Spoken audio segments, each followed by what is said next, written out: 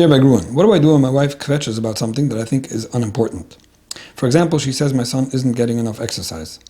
Should I just listen, or explain, or call her out for her overreacting and show that I'm upset about it? How can we share togetherness over an issue like this that we don't agree on? She's been nagging one of my sons to do more exercise, and he hasn't been cooperating. I disagree with her that he isn't getting enough exercise, and I think that regardless, nagging him is counterproductive and is causing distance. She then says we need to be united on this, and I said, sure, come unite with me on this, and we'll be good. How do I go about this? I assume I'm not the only one who has such an issue. Okay, yeah, so the first thing I'll start off by saying is that you're not the only one that has such an issue. I usually point out when reading such letters that you have so much to be thankful for if this is the issue you're dealing with.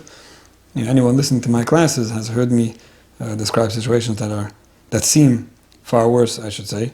Everyone has their own situation, and whatever anyone's dealing with is important to them, which is part of what I'll be discussing now. My point is just that Baruch Hashem should be thankful that it's not worse than a husband and wife disagreeing over a son's exercise.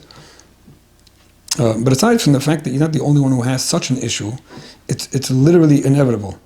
It's so important to understand that anyone getting married, and just recently I was talking to two people that are about to get married in Mitzvah Hashem, and the whole idea, the whole assumption, even just the hope that we're going to agree, we're going to get along, we're going to see eye to eye. Of course you want to marry somebody who you're going to agree with for the most part. Of course you want to marry someone who you share goals and aspirations and ideals and principles. But just the understanding that no two people will ever really agree on everything. So it's more about how to disagree than if to disagree. It's not just not a practical goal to never disagree. It's not reasonable at all. That's not what life is about. You want to marry a clone, you want to marry yourself, you want to just look in the mirror and marry the mirror. That would be ridiculous. That's not what a relationship is about. So yeah, you're not the only one who has such issues. Everyone does.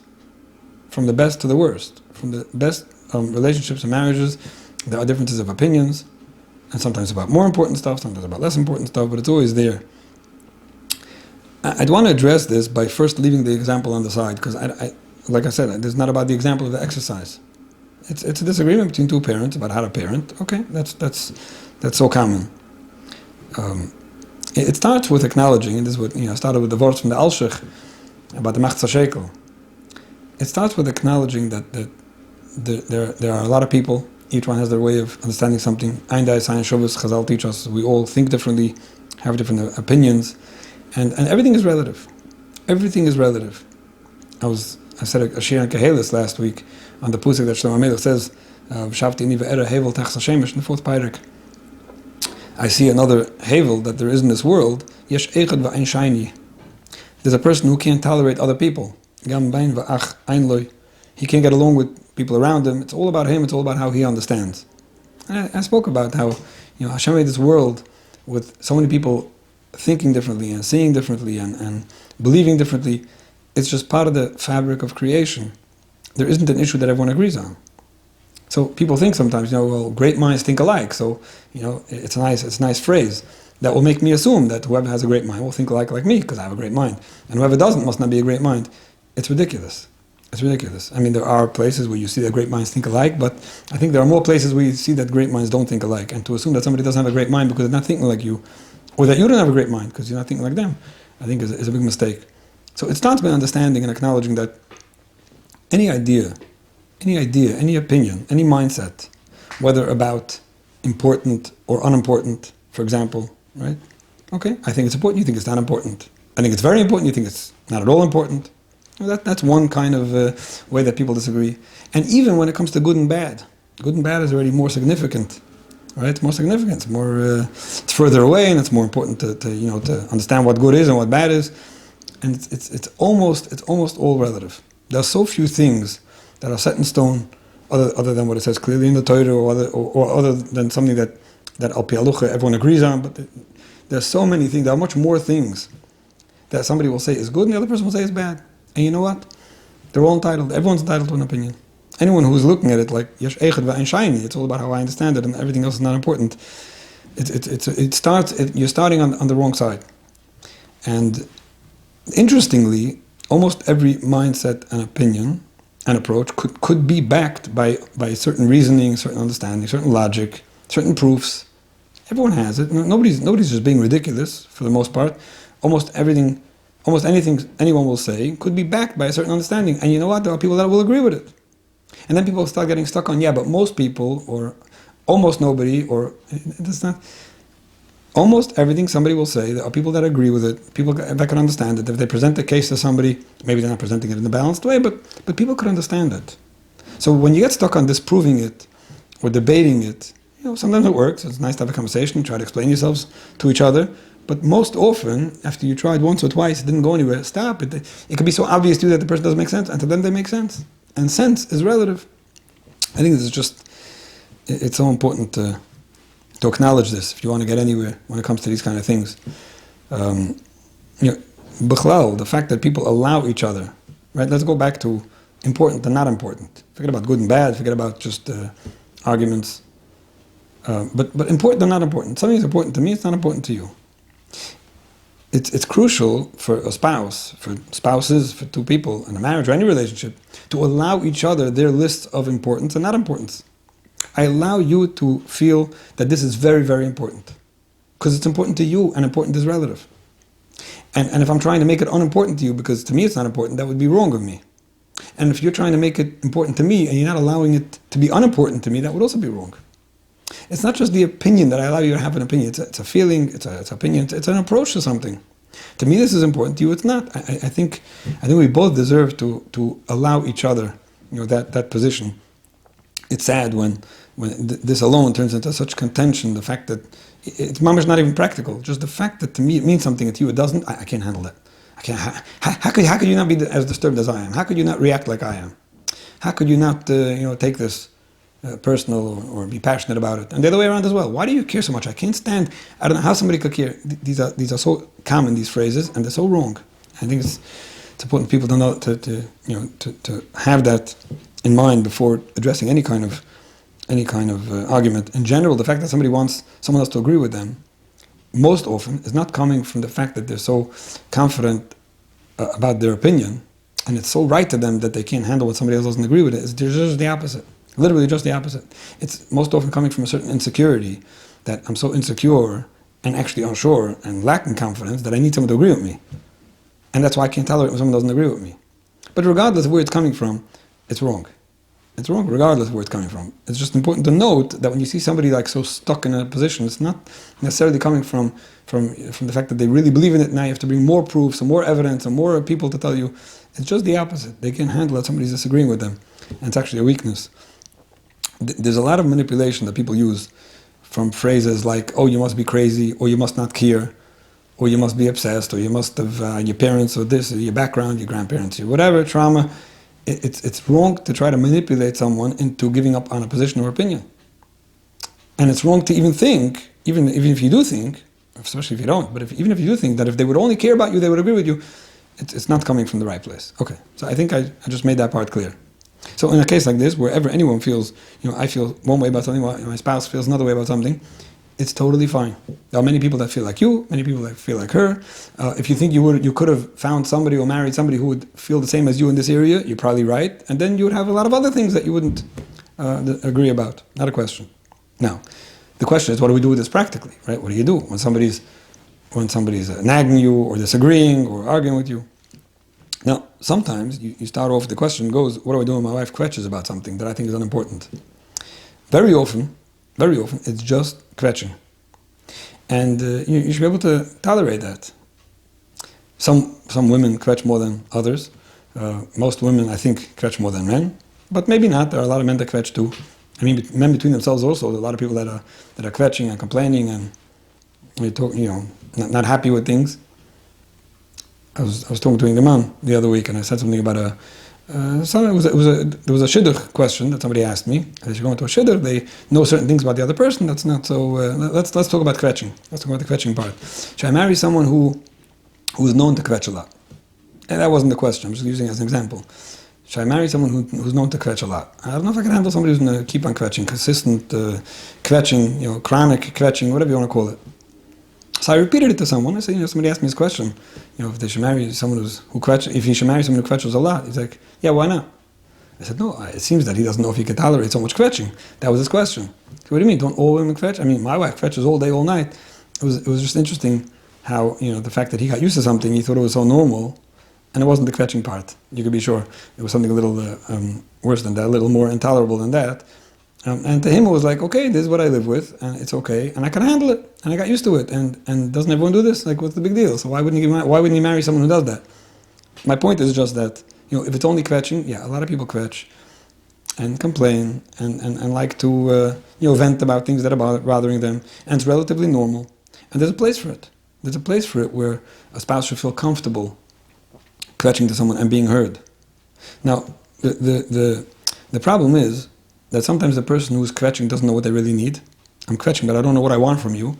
And sometimes the other way around, the person being kvetched too doesn't know what the other person needs. Sometimes they both don't know what each other need. And that's where it gets a little confusing. Sometimes when somebody's kvetching to you, they're just complaining. All they really need is to be heard. That's all they need. All they need is someone to look and listen and not interrupt and not give solutions, not give advice, not tell them it's not so bad, it is so bad, and what should we do about it? Wow, I hear you. And they feel better that somebody heard them and understood them. That might be all they need. And if you jump into debating mode or problem-solving mode or arguing, then you're just making things worse, and they didn't have to go there. It was just kvetching. The same thing is the other way around. If you're the one kvetching and all you need is for somebody to listen to you, it's important to realize that. So what do I really want? What do I want this person to do for me? I'm kvetching and kvetching, and every time they give me advice, I say it's no good. Or when they listen, I say, why are you just listening? Why don't you answer me? Answer what? You just kvetched. You didn't ask a question, right? It's important for people to realize. Now, a kvetcher, I'm saying a kvetcher, I don't mean it in a negative way that there are people that are chronic kvetchers and they're bad people. But somebody who is kvetching and complaining should know, what do I want someone to do for me? Is there something he could do for me? Is he obligated to do something for me? Am I looking for him to come up with something that I don't even know what I need? What do I need? And the same thing's the other way around. I commend people, and I've seen this, I commend people who, when they vent and they complain about things, they realize and they acknowledge, they say, all I need is for you to listen to me. Just listen. Just listen. Obviously, if somebody's kvetching too much to somebody who's always validating, it could be a problem as well. My point is that sometimes it's just the need to vent. And if you tell someone, I just have to vent, listen to me, and thank you for listening, you feel better because you know what you needed. They feel better because they know what you needed, and they're able to give it because they don't feel like you're asking for more than that, or that your kvetching will now obligate something. So I think that's important. But just going back to the point, if your wife is kvetching, it might be nothing more than kvetching. Don't get so thrown off about the fact that it's bothering her. It's allowed to bother her. She's allowed to feel this way, and she's allowed to share it with you. So it might not be terrible. Very often, people misinterpret these things. Now, option 2, what might happen sometimes is that your wife is kvetching to you and demanding that you take care of something, right? She's kvetching to you, for example, I don't like that our son is not doing enough exercise, go make him do exercise. So here's a different story. Here, she's kvetching, and she's not happy about something, which is all fine, but she's telling you what to do about it, and you don't feel the same way. And if for some reason she doesn't want to, or she feels she can't, or she's not successful at getting him to do more exercise, so now already it's a different thing. How much do I need to take someone else's opinion seriously when they're demanding that I work along, or actually do it myself, based on how they feel? And some of you listening to me probably know already my line of, if me and you do what you want, who's going to do what I want, right? It would be wrong, to start taking orders and just doing what someone else is telling you to do because that's how they feel about it, especially if you don't feel that way and you're the one that has to carry it out. Especially when it's about the dirty work, and especially about it, being negative or saying something that you feel it could be damaging. It's fine to acknowledge somebody's opinion and say, listen, I understand how you feel. You might be right about it. I feel differently. It's hard for me to be the one to carry this out. That's totally fine.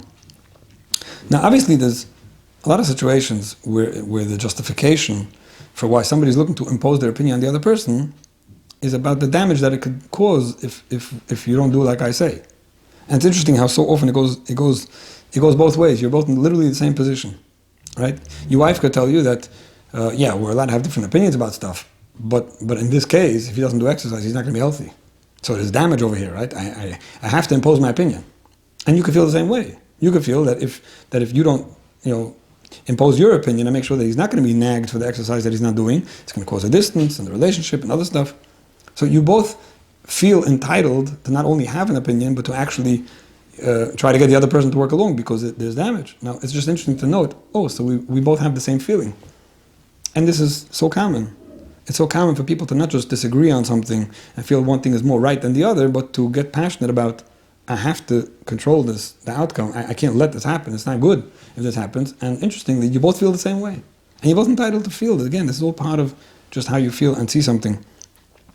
It's similar to so many cases, and I heard this countless times, where spouses have difference of opinion when it comes to, let's call Yiddishkeit chinuch, Yiddishkeit/chinuch versus emotional well-being, call it mental health or relationship or whatever it is, where one spouse feels that, for the Yiddishkeit and the chinuch, this is how it's supposed to be done, and we have to tell our child to do this, and it's not ehrlich, and it's not good, and it's for the chinuch purposes, and we have to do it this way, and if you don't do this, it's going to be damaging, right? It's all about, it's going to be damaging, it's not good for them. And the other one feels like, but if we get too tough and too strict, what's it going to cause? Maybe it's going to have a counter effect and have other negative outcomes, right? And again, each one feels that I have to stick up for my opinion because if I don't, I'm going to let you do it your way, there's going to be damage. And they both feel the same way. So it's just important to acknowledge, yes, there are two ways of looking at things. In most cases, there are people who will feel this way and people who will feel that way. And regardless of how many people there are who agree, each person is entitled to their own way of seeing it. And just taking all that into account before you address it is very important. One of the most important things before anything practical is to make sure that you're allowing someone to have an opinion and that you're being allowed to have an opinion. If you're shutting someone down and not counting them and not taking them into account and not letting them have a say, or someone doing that to you, that's a problem of its own. It's a problem of its own, especially when it comes to children, right? So I've spoken many times about the ideas of mine, yours, ours. When it comes to children, this is ours. We should both have a say. We should both have a say. And if either of us are not allowed to have a say, or shouldn't, or can't say something because we're afraid, or aren't given the opportunity to express a certain feeling or opinion or idea, a suggestion, there's something wrong with that. And that's already where you could call someone out and say, listen, I hear you, and I understand you. I want to be able to express myself. I would appreciate if you could listen to me too. Before anything practical, that's very important. It's so important to agree, to discuss something, to listen to each other, to hear each other. Those who like that kind of empathetic listening ideas and other methods of hearing each other out and repeating what each other said and all that, it's also wonderful for those who could relate to it. But everyone should be able to have a say. And these things shouldn't be discussed in front of the kids, obviously, because that's part of the problem sometimes, where it turns into a he said, she said, and the kids get involved and things like that. One of the first things you should do in having such a discussion is validate the other person's opinion. I understand your opinion. I understand your mindset. I understand why you feel that way. And you're entitled to, and you might be right. And I feel differently. And it's important that we come up with a way that can make us both happy, not just one of us. Yeah, but it's either or. I understand. We could either agree that a certain compromise will help both of us. Whether in this case it means, for example, I agree that we should be encouraging him to exercise more, even though I don't think it's the right thing, but we won't be demanding it. Or I agree that we could say it once a day or once a week or this or that. Or any other kind of idea that works for both of you, if you can come to an agreement and figure out the right approach. And most often, one of the ways to take care of these things is by respectfully disagreeing, which means that I believe this is the right way to go, you believe that's the right way to go. I'd appreciate if we can come up with someone who we could present two sides of a story and just follow blindly his guidance, knowing that he's more objective than we are, maybe more experienced too, and somebody we trust. And if he tells me that what you're doing is right and this is what we should say, I'll do it, even though I don't believe in it. I don't believe in it. I don't have to, erase my opinion because someone's saying it, but I'm signing up to having somebody do that.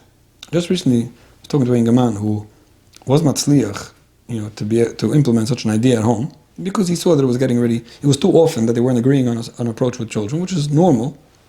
And he tells me, it really worked because there have been quite a few times that the person we go to told me that I was right, and there are quite a few times he said my wife was right. It just showed that this is being done balanced. If it's not always going one way, right? And it's important to agree on who to talk to and things like that. Sometimes it would just be best, even if you can't agree on who to talk to about something. Even if you can't, let's say you and your wife, for whatever reason, you didn't yet come to this place where you could agree on getting a third person's advice and doing what they said. It's still fine to acknowledge that, listen, I feel differently about this. I'm going to ask someone. like this, you don't necessarily have to listen to the person I'm asking, but that will give me the confidence if my opinion is right and if I should, work along or not work along or be a little stronger and more firm. It's usually better when you tell someone in advance that you're going to ask someone, rather than when you come and say, I already spoke to someone. It just makes people feel better, and it allows them to feel more comfortable with the advice that you're going to bring back, knowing that you went to ask. And you can even ask, what would you want me to say? Which part of your story? If you don't want to come along, what could I repeat? I think that's very important. But this is so common, and that's why it's important to understand it and be ready for it, not be resentful about it. Not be resentful about it. I'll add an interesting point. Very often, later on in life, let's call it. Later on in life, I mean to say, when somebody's 25 and they're discussing 5-year-old issues, which school to put a 5-year-old in, it could take a long time, until you change your mindset. But by the time somebody's 50, they will often be able to look back and realize where if I would have only done things my way, it would have looked like that. The fact that my wife was always pulling me the other direction, I don't think she was right. And I could show you a lot of times where the fact that she pulled me in the wrong direction maybe caused damage, and that's why I developed my opinion stronger over time. But I could see where it helped me, the fact that I wasn't doing this on my own. In other words, there's a certain, and this is where we go back to the idea of the mechza shekel, knowing that I'm only half. I'm only half means I'm only half a partner, first of all, when it comes to parenting. I'm only half means that my opinion is only half valid, which means it might not be the opinion. It's an opinion, and a strong one, and there's another one. And there's a certain completion that comes out of the fact that we're two different people. The fact that I'm a big spender and she's very stingy, right? I see where her stinginess maybe affected the children or affected the home, etc. But I could also agree that if not for that, I probably would have done things out of bounds. I was talking to somebody the other week, and he was talking about a partnership, a business partnership. And as much as he was complaining about the fact that his partner is so different than him and it caused so many issues in the business, he was able to acknowledge and admit that there were many times that his partner's hesitations or trepidations or whatever, different style saved the business. He didn't think that his partner was usually right, and he did feel that his partner very many times hurt the business, which is normal. That's how people feel, when they have a certain way of thinking. But he was able to admit and acknowledge that over a 25-year partnership, the fact that there were two opinions at least was a help. And I think that when it comes to parenting, it's important to know it. It's important to say it. It's important to acknowledge it. It's important to present it to a third party. It's important to just realize that, right or left is often just not the right balance, and there's something in the middle.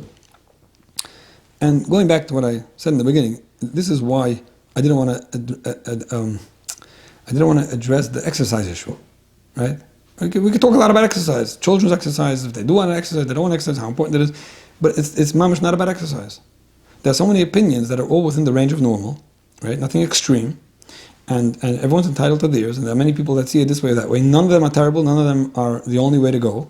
And this is all part of, figuring out how to work with someone and how to co-parent with someone, how to live life with someone. So just to recap, understanding that perspective and opinion, all have a place, and in relationships it means being able to tolerate and work along and be flexible with another way of thinking. And that when it comes down to something practical, figure out what's being asked of you. If what's being asked of you is to listen, so listen. If what's being asked of you is to do the dirty work, you don't have to. If what's being asked of you is to work along, then there are ways to work along, and like any other issue, figure it out, to discuss it respectfully, to come up with a plan, try to figure out something that does work for both people, even though each one really wants something else. I think that's really best. So, Mitzvah Hashem, when we try to implement the ideas of the mechza shekel, which means making place for someone else, by understanding that we're only limited, we're all subjective, we all just have our own way of seeing things, and the completion is when we do work along. With Hashem's help, we'll be able to parent effectively, sinach our children, and live together.